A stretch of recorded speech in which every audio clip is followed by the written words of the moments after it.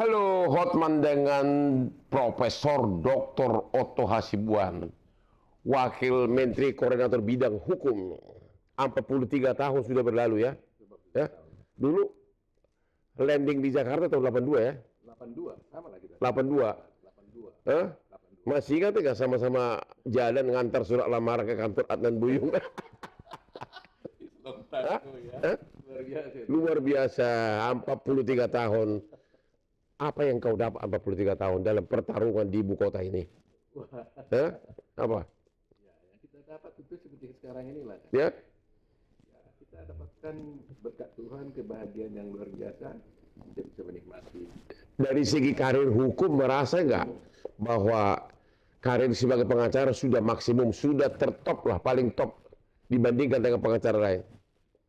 Ya, sebenarnya kepuasan kan itu kan nggak bisa kalau secara Ya, tapi secara karir sudah karir top of the top.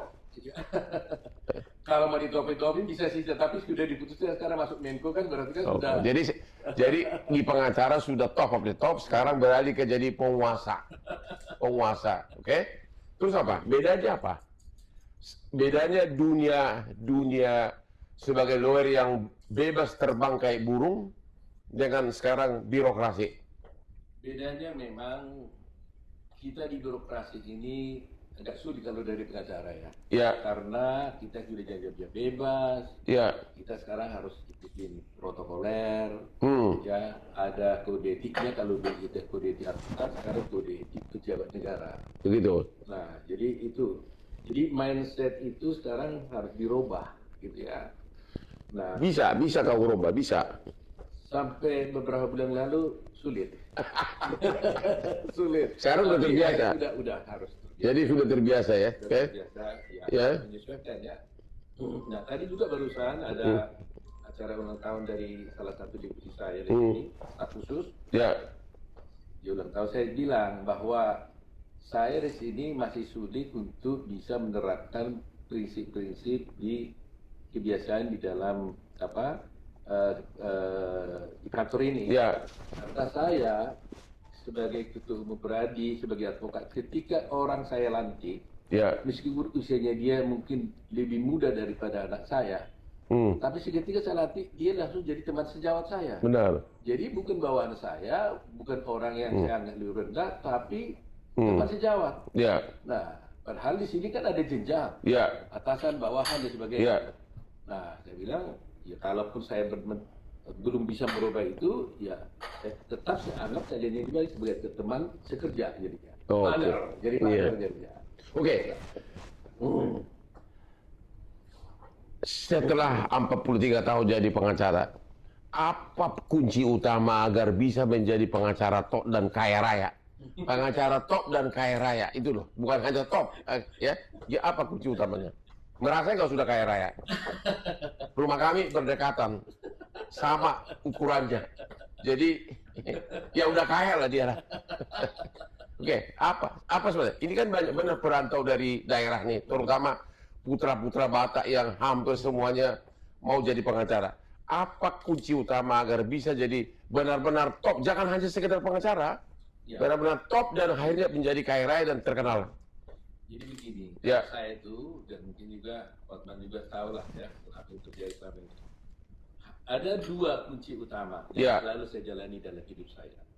Pertama, sebagai pengacara, pertama memang kualitas kita harus ditingkatkan. Ya. Skill itu harus, ilmu pengetahuan harus. Ya. Itu mutlak. Kedua, kejujuran. Ya. Ya, kejujuran. Artinya, meskipun kita sepintar apapun, Ya. sehebat apapun, tapi kalau kita tidak jujur, ya kan, umpamanya kita mengkhianati klien, Ya. itu pasti nggak laku tuh. Benar. Sepintar-pintarnya pun kita, tapi kalau kita nggak jujur nggak ada yang laku. Jadi pintar dan jujur, Iya. kerja keras. Iya.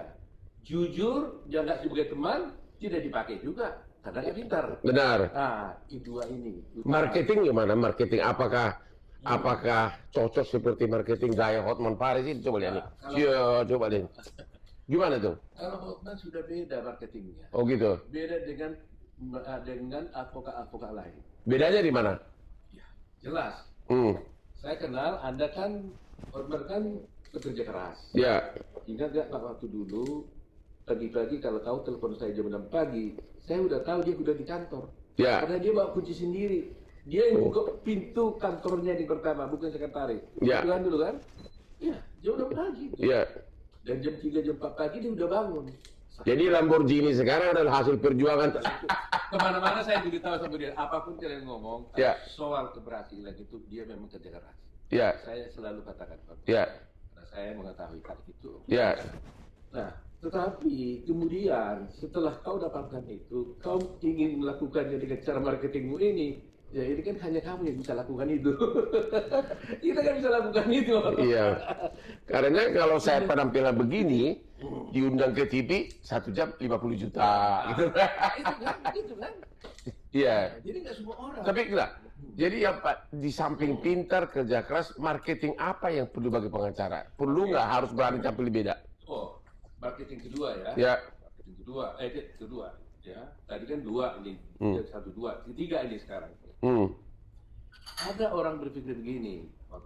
ya, Kadang-kadang orang pikir dia bikin iklan macam-macam, bikin macam-macam gaduh-gaduh supaya terkenal. Itu salah besar, ya kan? Yang saya lihat, yang kenyataannya adalah untuk bisa menjadi iklan diri kita, itu kan kualitas kita yang harus naik. Contoh, ya, kita mulai kerja dulu di kantor Boeing dulu. Saya nggak tahu hourly basis kita dulu kalau kita rate kita kan ditentukan dulu. Ya. Masuk pay $50 per jam, Ya. kan? Nah, kenapa kita dikasih dulu hanya $50? Karena memang kita baru ke bulan. ya, Untuk bisa dapatkan $100, berarti kualitas kita naik. ya, Jadi 200, kualitasnya naik. Ya. Kan? Jadi jangan sampai kita berpikir kualitasnya kita tetap di kualitas $50, ya kan? Kita berharapkan dapat uang $1.000, Ya. kan gitu kira-kira. Ya. Kan? Jadi nggak mungkin. Jadi kualitasnya kalau kita ingin mendapatkan pendapatan yang lebih tinggi, Ya. otomatis kualitas kita harus kita. Gimana caranya agar kita mendapat perhatian masyarakat, agar menjadi fokus gitu loh, gimana caranya? Gimana? Apakah harus seperti gaya saya atau bagaimana? Atau harus ikut semua masalah-masalah hukum ikut komentar atau gimana? Ya, kalau yang Anda lakukan, saya sudah bilang, nggak ada semua orang bisa melakukan itu. Ya, Itu spesifik, the only one you can do that. the only one you can do that. Ya, ya, ya. Yang lain itu, kan makanya kan, kita Hotman kan sudah sekarang ini kan menjadi seorang litigator yang hebat, kemudian punya ilmu hukum hebat, pendidikannya doktor, ya kan? Tapi bisa menguasai juga media sosial dan sebagainya. Ya. Nah ini semua nggak bisa dapat nih, ya kan? Bisa. Jadi media sosial juga perlu ya? Ya, kenyataannya seperti itu kan. Oke. Nah, Ya. jadi kalau mau banyak yang umum seperti kita ini, kita kan hanya blessing kadang-kadang. Ya. Namanya gini. Kalau seorang lawyer menangani suatu perkara,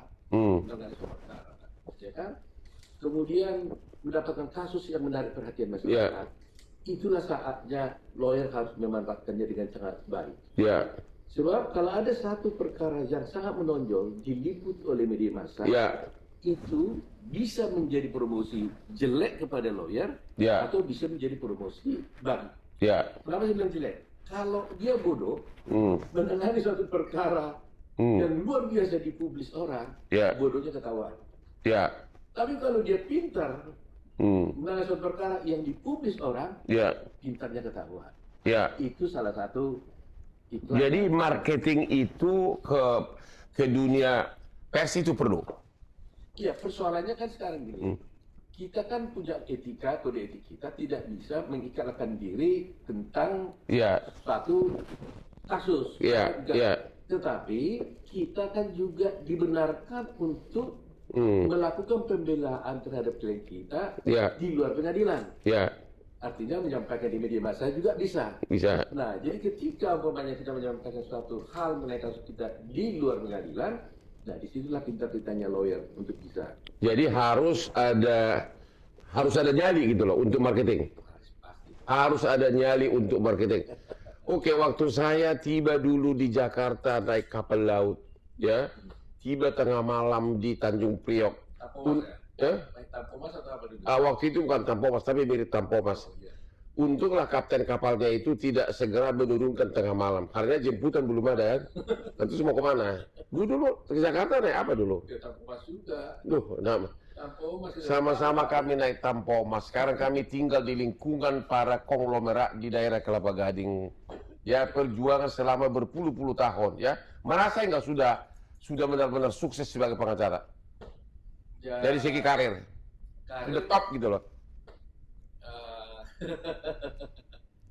Ya, saya pikir juga sudah cukup lah. Sudah cukup ya? Kalau umpamanya kita tidak merasa cukup, ya, kita nanti nggak bahagia kita nanti. Jadi benar. harus ada cukup, jangan juga. Kalau gitu saya akan nanya lagi yang lebih sensitif.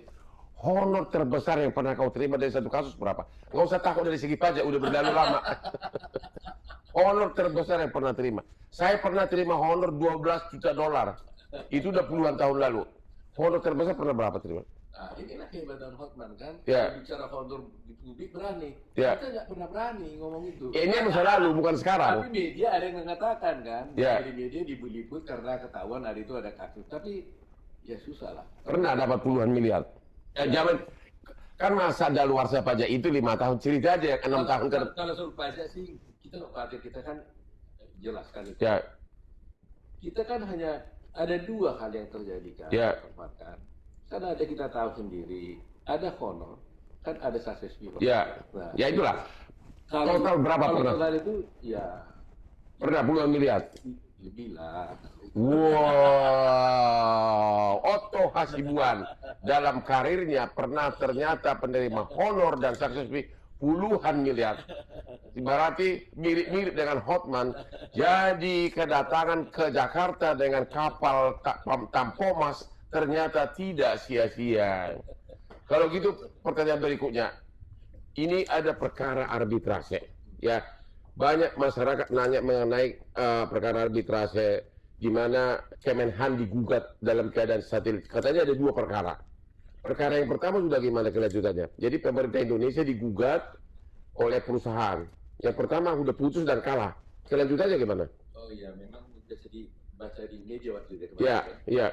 Jadi memang ada perkara itu kasus namanya Navayo. Ya. Navayo perusahaan asing kerjasama dengan kan Kemenhan. Ya. Kerjasama karena sesuatu hal. Ya. Kontrak diputus, akhirnya digugat. Ya. Juga di ICC di Singapura. Internasional arbitrase. Ya, ya. Kemudian digugat. Pendek cerita, kebetulan pemerintah Indonesia dan lagi kalah. Kalah. Dihukum berapa dolar itu? 20 juta dolar lebih. 16 juta. 16 juta dolar di kasus pertama ya, Kemenhan kalah ya. Oke. Terus? Kemudian dikontes langsung ke High Court Singapura. Ya. Tapi juga kalah juga. Kalah juga di pengadilan Singapura. Terus? Sekarang yang menjadi masalah adalah bahwa ada aset-aset pemerintah Indonesia yang ada di Paris. Ya. Diajukan permohonan sita oleh lawan di Paris. Di pengadilan Paris. Diajukan di Paris. Ya, ya. Nah, ini nanti tanggal 15 nanti akan ada semacam hearing lah untuk bantahan dari lawyer yang ditunjuk pemerintah untuk bisa mengajukan perlawanan agar jangan sampai pencitraan itu berlanjut. Ya. Itu yang terjadi. Jadi kita berpikir sekarang bahwa bagaimana seharusnya menyikapi seperti ini. Karena sudah kalah kan berarti kan sudah inkrah. Dan kita menandatangani New York Convention sehingga terikat. Bisa dieksekusi di negara manapun. Harta kita bisa diambil di negara manapun.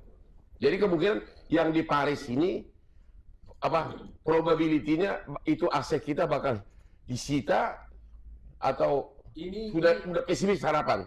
Ini belum. Ini kita sekarang lagi berdiskusi. Kita sendiri belum ketemu dengan lawyer yang ditunjuk. Ya. Ini kan di fase yang lalu kan. Udah ditunjuk pengacara di mana di sana? Di Paris sudah ada. Orang pengacara Paris.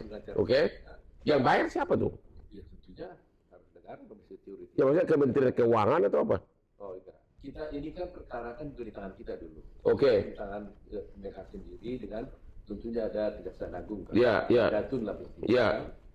Nah, jadi sampai sekarang belum final tentang bagaimana eksekusi ini. Iya. Tapi tentunya kita berharap kalau bisa itu dimenangkan supaya eksekusi terjadi. Karena begini, perdebatan hukum yang terjadi di sana itu bahwa berdasarkan Konvensi Wina, aset-aset satu negara, terutama Indonesia yang ada di luar negeri, itu adalah tidak bisa dilakukan penyitaan seperti itu, karena dianggap itu aset milik suatu kantor diplomatik. Gitu. Yeah. Nah, inilah argumen yang kita sampaikan. Yeah. Kan? Nah, dilawan itu berpikir bahwa walaupun itu ada konvensi Wina seperti itu, tetapi kalau aset-aset itu merupakan aset yang sifatnya komersil, dia bilang itu boleh saja. Bukan kedutaan gitu ya? Ya, bukan kedutaan. Nah, yang diambil ini kan bukan kedutaannya kan, aset-aset yang lain. Nah, inilah perbedaan hukum pertarungan hukumnya sekarang ini. Bagaimana sikap pengadilan di Paris? Kalau saya merasa, karena saya juga pernah membaca berkasnya, saya melihat untuk pengadilan di Paris mencampuri, saya kira hampir nggak mungkin. Apa tidak ada solusi win-win di settlement daripada itu disita itu aset? Nah, kita melihat persoalannya begini. Ada dugaan. Dugaan dalam kasus ini kan ada dugaan fraud sebenarnya kan. Ya kan? Ada semacam korupsi atau apalah internal itu. Nah, sekiranya dugaan ini sebenarnya kita bisa buktikan. Kita kan bisa ajukan ini kepada arbitrase atau ke pengadilan Paris untuk menunda pelaksanaan. Tapi arbitrasenya udah terlambat, udah putus. Ya, walaupun terlambat di arbitrase sudah putus, mestinya kan harus diajukan itu pada saat di arbitrase. Tetapi kemudian kan sekarang kan itu masuk ke pengadilan. Udah eksekusi, udah tahap eksekusi. Tapi itu pun sebenarnya kalau argumen itu ada, bukti itu ada, itu kita bisa pakai sebagai alasan untuk itu. Nah, ini yang belum kita bisa dapatkan karena belum ada putusan pengadilan. Oke. Jadi perkara pertama arbitrase di internasional kita udah kalah. Katanya ada perkara yang kedua lagi atas proyek yang sama, benar tuh. Iya, dalam proyek yang sama lebih kurang ya. Hanya penggugatnya beda. Penggugatnya berbeda. Tapi proyek yang sama. Iya, proyek yang sama. Oke, udah gugat lagi katanya. Nah, saya dengar kabar, informasi dari bahwa sudah ada gugatan sekarang di ICC Singapura. Oke. Gitu. Dan ini sekarang jadi ongoing proses kan. Oke. Nah, tentunya kita kan sebagai kementerian kan hanya mengkoordinir. Bukan mewakili negara dalam hal ini. Karena yang mewakili itu kan sebenarnya kan Menhan langsung. Siapa? Kemenhan. Tapi mungkin saja bisa diwakili biasanya oleh Jamdatun. Jadi Jamdatun lah. Bisa juga mereka menunjuk lawyer profesional. Karena kasusnya kan di Singapura. Jadi yang perkara gugatan kedua itu berapa puluh juta dolar? Saya belum tahu. Oh, belum tahu. Jadi satu sudah kalah. Karena baru nih. Satu sudah kalah, satu lagi baru mulai. Pertanyaannya adalah, ini kan kita tahu kan bahwa untuk menjadi pengacara, ini kan perkara bisnis. Betul. Untuk menjadi pengacara bisnis itu perlu jam terbang yang tinggi. Perlu pengalaman, perlu kelihayan dalam bahasa Inggris hukum, dalam perdebatan. Setuju nggak sih bahwa kita tahu Kejaksaan Agung itu hebat dalam bidang perkara tindak pidana umum. Hebat dalam bidang perkara korupsi. Kalau untuk perkara bisnis, apakah tepat perkara seperti itu oleh Jamdatun yang jujur kurang pengalaman dalam perkara bisnis, dalam praktek? Saya pikir tidak ada masalah. Karena Jamdatun, walaupun mereka juga ada ahli-ahli juga di bidang perkara di sana, walaupun dia secara lembaga kelihatannya kan kejaksaan, tujuan pidana, tapi kan ada bagian di sana Jamdatun. Tapi kan jam terbangnya kurang dalam bidang lapangan perkara bisnis. Tetapi biasanya dalam praktek yang terjadi, kalau kasus itu bersifat internasional dan terjadi di luar negeri, biasanya mereka itu bekerja sama juga dengan lawyer. Menunjuk pengacara di sana. Jadi istilahnya dia sebagai Indonesian Counsel. Kotim lah. Kotim. Dia Indonesian Counsel, ada counsel yang dari luar. Seperti saya dulu, saya pernah berbicara arbitrase di Tokyo. Ya kan? Kemudian, jadi kita juga menunjuk lawyer lain juga di sana. Lawyer di sana. Kita Indonesian Counsel, kita kebetulan hukum dipastikan hukum Indonesia. Sama juga dengan perkara di Hong Kong, perkara itu pidana dulu. Kita kan nggak bisa masuk di tribun kan, di tribunal kan. Tapi kita sebagai Indonesian Council memberikan advice kepada lawyer di sana gitu. Di semacam Twin Council. Jadi peranan utamanya justru pengacara setempat ya. Pasti. Masukan dari tim Indonesia. Sama dengan Hotman kan. Kalau ini ditunjuk oleh banyak perusahaan asing yang berkantor di New York. Pasti New York kan menunjuk lawyer asing datang ke sini untuk benar. Kita sebagai barisan depan, dia hanya sama. Oke. Ini masalah soal arbitrase ini. Ini biar masyarakat tahu bahwa arbitrase itu adalah semacam pengadilan swasta, ya, di mana hakimnya itu diambil dari orang-orang profesional. Ada yang akuntan, ada yang arsitek, ada yang pengacara. Jadi orang-orang biasa gitu loh. Masalahnya sekarang, jadi belum tentu dijamin kejujuran. Ya beda kalau hakim kan sudah disumpah sekian puluh tahun. Sedangkan arbiter ini adalah murni adalah orang-orang lapangan. Kita punya proyek-proyek hampir semuanya memakai, setiap pemerintah Indonesia atau BUMN bikin kontrak dengan asing selalu memakai arbitrase. Kalau ada sengketa, masih setuju nggak itu? Karena nasib negara kita di tangan oleh oknum-oknum arbiter swasta, orang asing. Saya pernah berbicara dengan Pak Menko saya di sini, Pak Yusril. Kita justru sebenarnya kemudian kami juga satu suara. Jadi gini, kalau mengenai soal arbitrase, jadi benar yang kamu bilang tadi bahwa kalau ada perjanjian atau kontrak antara Indonesia dengan luar negeri, sama sekali kalau boleh jangan ditunjuk arbitrase internasional. Resikonya terlalu tinggi. Setidak-tidaknya kalau memang pertama kerajaan kalau boleh, kalau ada kasus pilihan hukumnya adalah pengadilan negeri Indonesia. Itu pertama. Kalaupun nggak bisa, setidak-tidaknya itu harus di Indonesia itu bani. Itu the worst begitu. Tapi kalau selalu ditunjuk di luar negeri, potensial, walaupun nggak semuanya kita kalah. Tapi potensial kita akan kesulitan. Pertama, kosnya besar sekali. Besar sekali. Orang-orang yang ditunjuk di sana itu juga. Tentu seperti itu tahu lah. Tidak dijamin kredibilitasnya. Belum tentu gitu. Belum tentu. Dan yang kelemahan lain adalah setiap kita kalah, aset kita di seluruh dunia bisa disita. Karena kita sudah tanda tangan ILO Convention. Hampir semua sekarang ini, termasuk proyek-proyek di mana yang sebenarnya pemerintah sudah ingin mengambil alih, tapi nggak berani karena kalau sampai diambil alih, bakal digugat di arbitrase. Sudah ada nggak solusi? Saya sudah berkali-kali mengatakan itu agar dibuat kepres, memerintahkan kepada seluruh jajaran menteri dan BUMN jangan tanda tangani perjanjian yang menunjuk arbitrase internasional sebagai forum perselisihan. Itu baru wacana atau baru? Sudah pernah dibicarakan Pak di sini, sudah didiskusikan dengan KL terkait lembaga terkait kementerian dan lembaga terkait. Kita sudah undang semua. Kita sudah sampaikan hal itu. Tapi belum ada keputusan. Kita sudah putuskan pada itu sepakat sebenarnya kalau memang hal itu dilakukan. Persoalannya mungkin bagaimana kita kan sebagai koordinator nih, koordinasi, sinkronisasi dan sebagainya.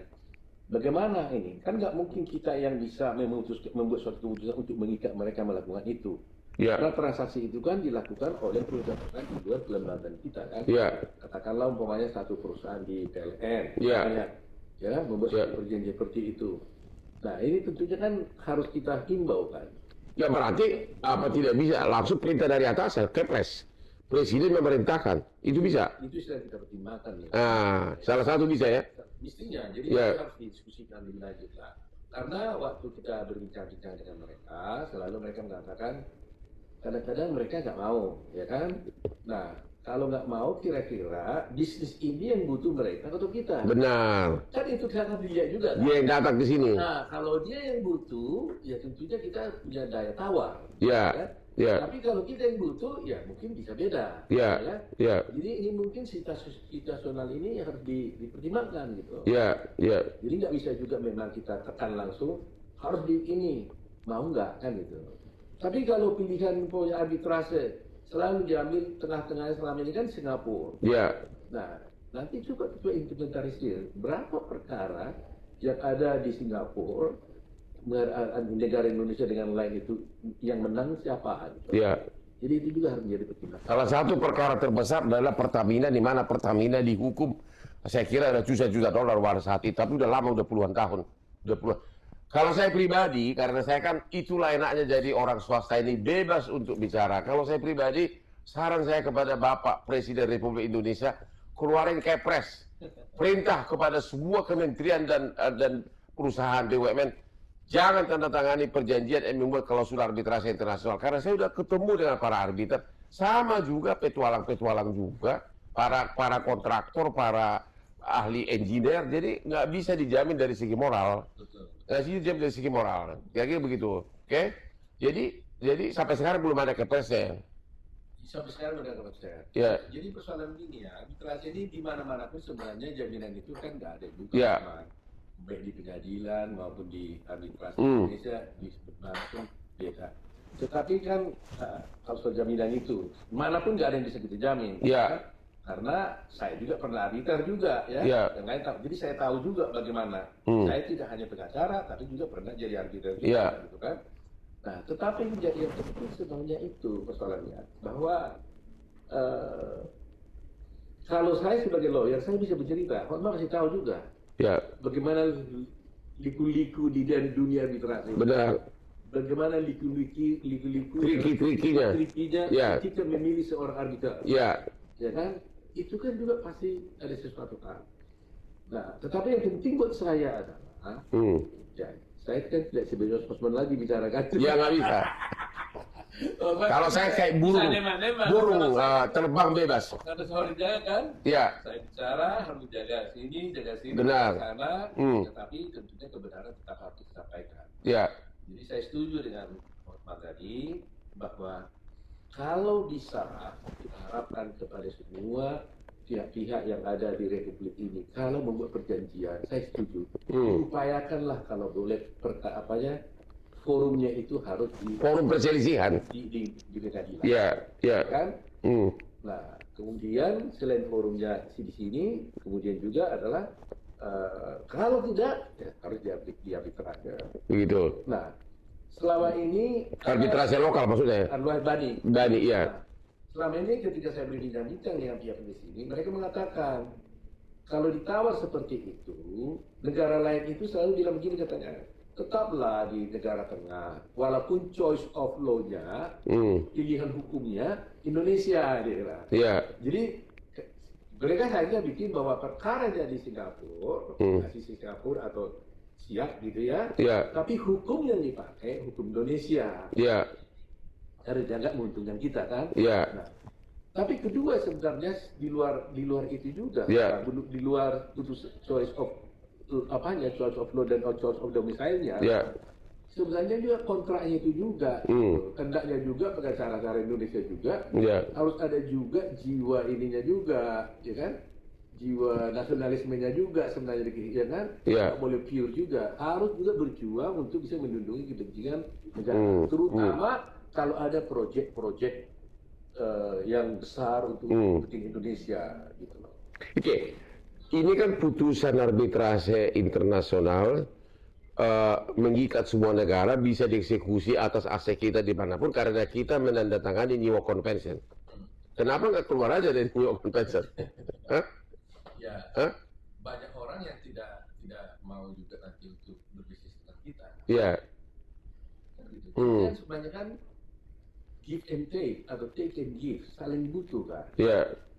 Saya butuh nih soalnya. Kita umpamanya bikin seperti proyek di sini. Iya. Butuh juga barang-barang dari luar.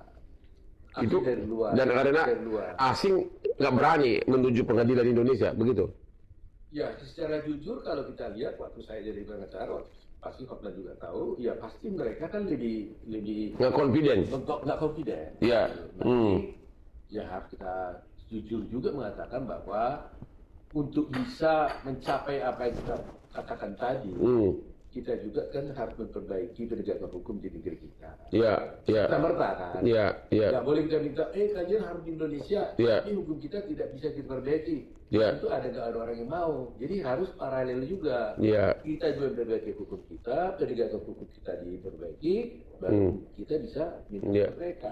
Jadi para praktisi hukum sekarang ini ada 2 perkara arbitrase yang melibatkan pemerintah Indonesia, yaitu khususnya Kemenhan. 1 sudah kalah, sudah proses eksekusi di Paris, 1 lagi baru dimulai perkaranya, ya.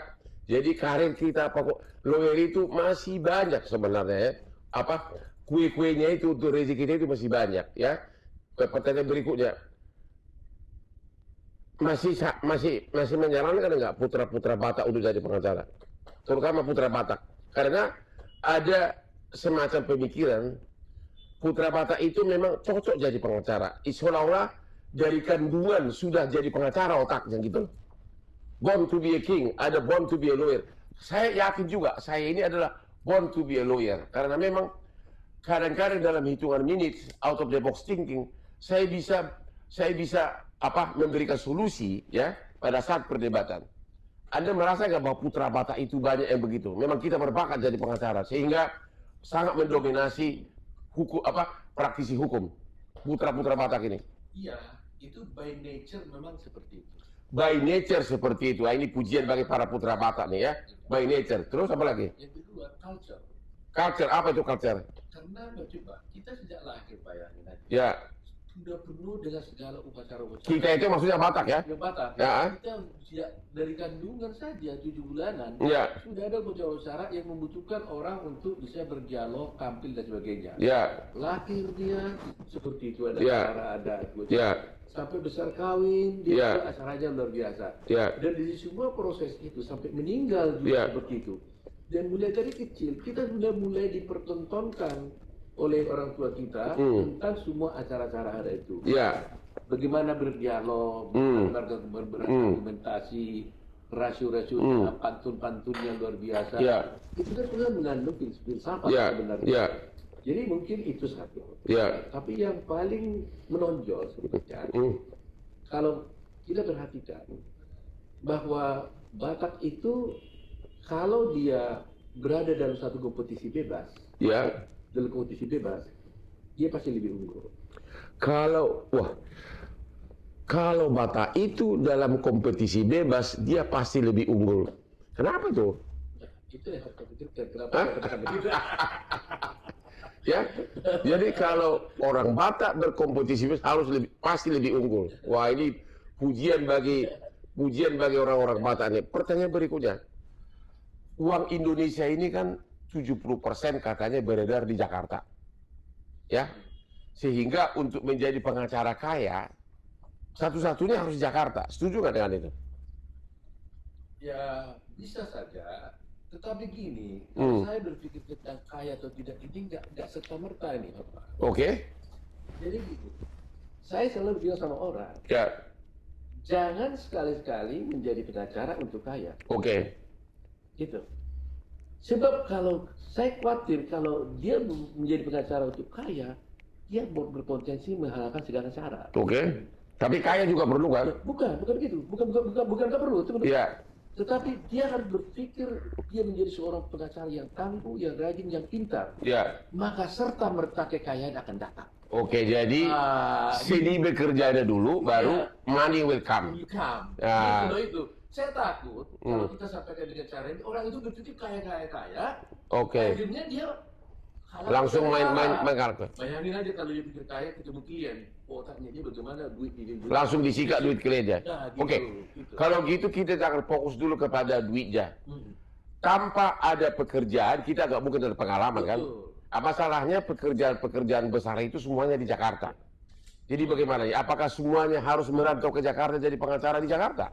Sebenarnya harus pintar-pintar juga kan. Ya. Sekarang kan daerah juga banyak. Orang Ya. di Kalimantan, bagus loh sekarang kan. Ya, tapi kan pusatnya semua di sini, bos-bosnya di sini. Ya, tapi ya semua kan ada porsinya. Ya, Kalau perkara-perkara mungkin yang high profile, Ya. mungkin dia pakai pengacara Jakarta. ya, Tapi perkara-perkara yang daerah umpamanya di Morowali, Sulawesi, yang tingkatnya tertentu, Ya. mereka kan ada juga yang di ya, sana. Jadi memang semua orang, semua lawyer itu punya pilihan. ya, Dia ingin menjadi pengacara di level mana Ya. dan di bidang mana. ya, Sesuai juga dengan kemampuan. Ya. Kan? Kalau dia pintar, otomatis dia udah pasti datang ke sini untuk bertarung. datang ke Jakarta. Di Jakarta. Oke. Kalau dia tahu itu, Ya. ya kan? Makanya saya hanya nasihatin aja mereka itu.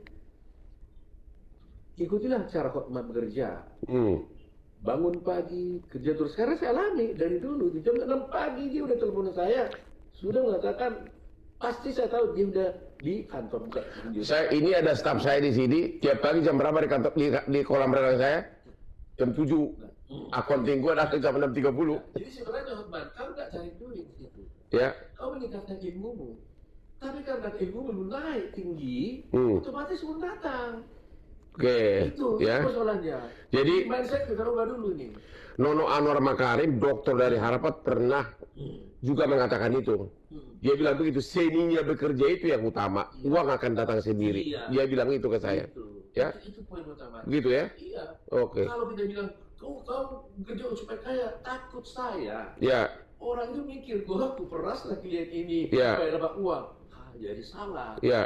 Padahal orang pakai kita karena sesuai dengan tingkat kemampuan kita. Ya. Nggak mungkin kemampuan saya 10 di sini 10 mau minta bayaran 100. Ya. Tidak bisa untuk saya dapat 100, saya harus naik jadi 100 di sini. Ya. Mau pengen lagi naik ini, naik lagi ini gitu loh. Tapi setuju nggak? Memang profesi pengacara itu kalau sukses, bebas, bisa kaya, terkenal. Setuju nggak? Kalau sukses. Itu profesi yang sangat... Kalau saya dulu mengatakan tidak ada yang lebih enak dari profesi pengacara. Tidak ada yang lebih enak dari profesi pengacara. Kalau berhasil ya. Halo, adik-adik kita di kampung jangan sampai semua jadi pengacara. Kalau berhasil. Kalau berhasil tentu, ya. Kalau tidak ya tentu susah. Oke, kita adalah 2 putra daerah, ya. Gimana? Bersyukur nggak betapa kita suksesnya berdua di Jakarta ini. 43 tahun berjuang. Jujur nggak apa-apa. Ya berjujur. Sama-sama kaya kami sekarang, ya. Sama-sama kaya kami sekarang. Gimana? Ya pasti bersyukur lah. Ya. Saya selalu bilang, berjuta-juta kali pun aku berlutut sama Tuhan untuk mengatakan terima kasih. Nggak cukup. Karena Begitu besarnya kasih Tuhan itu kepada kita, bisa kita seperti ini. benar, berantau dari berjuta-juta kali pun bersujud kepada Tuhan. Tidak cukup karena kesuksesan yang sudah kita terima. Ya, sudah begitu besar. Kita berangkat jauh-jauh dari Tapandili untuk merantau ke ibu kota. Kamu naik Kampung Mas juga ya? Kampung Mas saya. Hah? Sebelumnya itu Lavender. Lavender. Baru Ya. Kampung Mas. Ada nggak dinyanyikan di Belawan? Faya kondio. Aduh, saya menangis-nangis. Ya, Sapu tangan di belai-belai. ya, sapu tangan. Pacar di kampung ikut ngantar, tapi begitu nyampe di Jakarta lupa semuanya. Ya. Jadi gini, saya banyak teman pengacara, sudah puluhan tahun jadi pengacara, tapi rumah pun nggak punya, jujur. Itu gimana itu? Ya itulah. Jadi saya kan selalu mengajar di pendidikan advokat. Ya. Saya bilang, pendidikan ini sebenarnya bukan lagi memberikan ilmu yang teoritis dari fakultas. Ya. Fakultas sudah bikin. Tapi untuk memperkenalkan dunia advokat yang akan dijalani. Dunia nyata. Dunia nyata. Ya. Jadi harus tahu apa itu dunia nyata. Sehingga saya katakan, setelah kalian tahu, inilah saatnya kalian untuk mengundurkan diri jadi advokat apabila kalian sudah lihat ini bukan merupakan bidang dia. Ya. Kalau Anda melihat Anda tidak punya talent Ya. menjadi advokat itu, mundurlah. Pergi ke tempat yang lain. Daripada buang waktu terlalu lama. benar. Ya, saya setuju itu. Ya, saya setuju itu karena kau ya karena kalau memang sifatmu nggak cocok, pilih profesi ya jadi in-house lawyer, kerja di bank atau jadi pengusaha. Ya, jadi harus sadar harus sadar akan dirimu. Ya, salah satu benar nggak bahwa salah satu adalah yang harus kamu punyai adalah berani tampil beda. Benar nggak, John? Atau terlalu beda dengan Hotman Paris? Saya sudah bilang, the only one you can do that. Ya, the only one he can do only Hotman katanya. Begitu ya? Ada Hotman kalau yang beda itu, Ya. ya kan? Tapi kalau beda ilmu, ya mungkin harus semua harus beda. Harus pastinya. Bukan beda berarti berbeda ya bentuknya, tapi harus memang meningkatkan ilmunya. Kalau untuk yang seperti yang kamu lakukan ini, tidak semua orang bisa Hotman. Begitu ya? Saya ingat Apa istimewanya Hotman? Saya ingat kata-katamu waktu kita di Perth. Ya, di Perth, Australia. Ya. Perth itu dengan bekas gubernur di Palembang itu. Ya, ya. Pertama kau bilang, karena kau dengar saya sering ke Perth, kau bilang, aku ikutlah kau ke Perth, kau bilang. Ya. Sampai di sana bilang, apa ini Perth ini? Dunia apa ini, nggak ada apa-apa di sini. Klub juga nggak ada. Iya, hanya kasino satu. Ya, langsung saya kamu pulang. Ya. Terus kamu langsung belanja. Terus kamu belanja, saya bilang sama saya, ada celana sudah bagus sekali, ini kamu. Tapi tiba-tiba kamu stop. Oh, tapi saya katakan, ya kamu gak cocok pakai ini, kamu bilang. Hanya aku yang berani pakai ini, kamu bilang kan? Iya benar. Jadi kan ada jeans bagus tapi berwarna-warni. Iya benar. Kamu bilang, oh enggak. Hanya aku yang pakai ini, kamu nggak bisa pakai ini, kamu bilang. Iya. Hanya kamu yang bisa. Hanya aku yang bisa. Lihatlah aku ini. Saya lagi berpose di hadapan wakil Menteri Koordinator Bidang Hukum. Coba, ada nggak pejabat atau pengacara yang berani begini? Nggak ada. Belum lagi, aduh. Apalagi itu. Tapi beruntung, kau bisa bertahan begini, dengan gini-gini. Kalau kau nggak orang pintar, nggak rajin kerja, pasti kau nggak kuat. Ya benar, karena kepintaran itulah menghasilkan ini. Berikutnya. Karena gini hormat, saya tahu. Ada orang yang coba-coba begitu, dia nggak punya kualitas, ya tumbanglah dia kan. Ada orang mencoba-coba seperti aku tapi tidak punya kualitas, tumbanglah dia gitu kan. Tumbang, jadi terdakwa kali ya. Oke, kehidupan kita ini, saya itu punya anak pengacara semua. Ya, 3 semua pengacara, istri notaris. Anakmu berapa yang pengacara? Anak saya 2. Pengacara, mantu pengacara. Mantu pengacara 2. Mantu 2 pengacara, anak pengacara, berarti seluruh pengacara dong. Iya, satu enggak dong. Jadi satu enggak. Ya. Satu pengusaha. Satu pengusaha. Jadi memang keluarga Batak itu memang dominan satu keluarga pengacara itu banyak ya. Betul. Kayak saya ada 29 ponakan saya pengacara semua.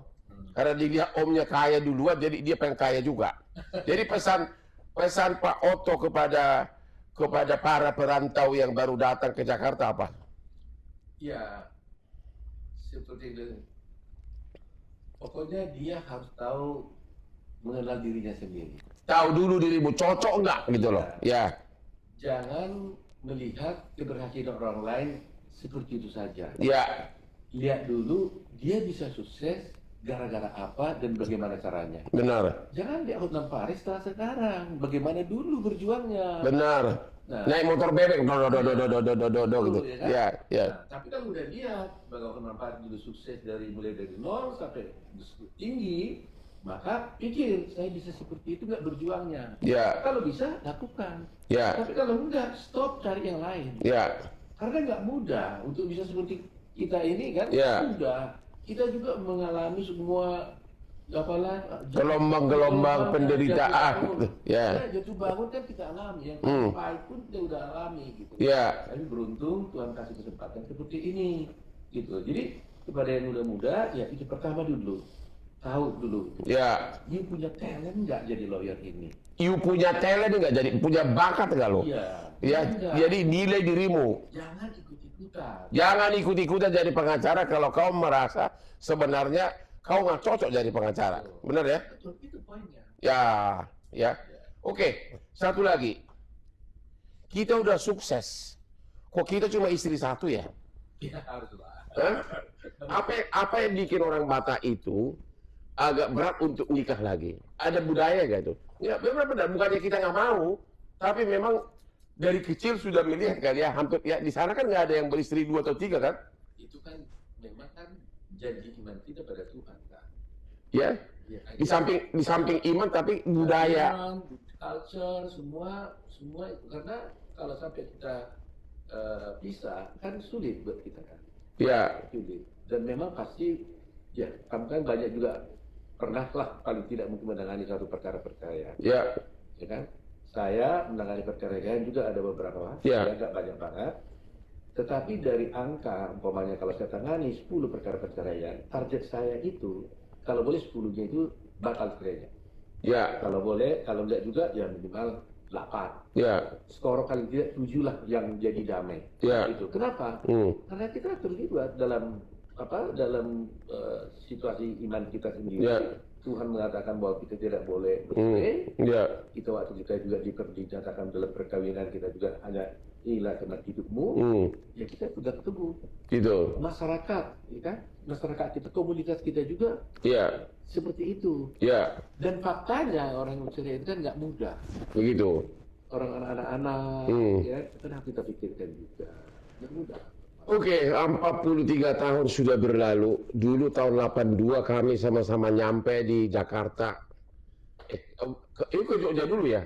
Kuliah ya? Saya kuliah di Jogja. Kuliah di Jogja UGM, saya di Unpar. Akhirnya lulus tahun 82 sama-sama. Lulus tahun 1, masuk tahun 82. Iya. 82. Menjelajahi jalan-jalan di ibu kota membawa surat lamaran. Ya. Tahun 82 kami menjelajahi ibu kota. Cuma memang kami berdua diterima di kantor pengacara paling top saat itu. Memang pengacara paling top. International Law Firm lah. Dari kantornya Adnan Buyung. Ya sekarang, jadi orang banyak bertanya sekarang, kamu sudah kaya nggak sih? Udah benar-benar kaya raya nggak sekarang? Nah ini biar, ini untuk apa dorongan bagi para generasi muda nih. Hah? Ukuran kaya raya itu kan susah. Tapi merasa nggak bahwa memang secara materi, tadi kan dia pernah dapat honor puluhan miliar dan success fee, ya? Kalau umpamanya bilang kaya raya, saya kira kan masih banyak lebih kaya dari kita, Hotman. Untuk ukuran pengacara dulu, ukuran pengacara. Cukuplah Tuhan kasih sama kita. Cukup Tuhan kasih. Sekali lagi tolong bilang dulu, tadi gimana? Bersujud pun berkali-kali. Berjuta-juta kali pun saya berlutut pada Tuhan, berterima kasih kepada Tuhan, berlutut. Tidak cukup itu untuk membalaskan kebaikan Tuhan kepada kita. Waduh, itu sangat-sangat menyentuh hati. Mudah-mudahan Hotman juga mulai pintar bersujud karena banyak orang bilang Hotman itu terlalu liar. Benar nggak? Hah? Ya terlalu liar ya. Oke, itulah topik hari ini ya. Cukup menarik dengan dua perantau putra Batak yang 43 tahun praktis karir kami sudah menaklukkan ibu kota. Dia jadi penguasa sekarang, wakil Kemenko Hukum. Saya tetap sebagai pengacara seperti burung terbang, never stop flying. Oke? Pesan terakhir? Ya, saya dijebak ini, saya datang sini.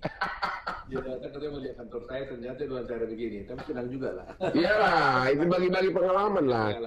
Ya, dia besar di Siantar. Ya, di Siantar. Saya di Dagu Muti kira-kira jarak 1 jam ya. Dagu Muti Siantar. 1,5 jam. Ya. Cuma dia lebih kota dari aku. Saya lebih kecamatan. Cuma saya anak toke pengusaha mobil. Oke, apalagi masih ada yang mau? Cukup ya? Semoga semua advokat bisa sukses semuanya. Doa saya bersama kalian. Oke, salam semuanya. Mantap. Kupikir mau ngapain? Rupanya jadi saya yang dimacarain. Dia bilang kita diskusi hukum katanya. Rupanya. Ya karena aku melihat di akun saya gila. Orang tertarik, yang kemarin dia tertarik di repost ya, pada di repost, pada pengen, ya kan, jadi ya memang kita berdua barometer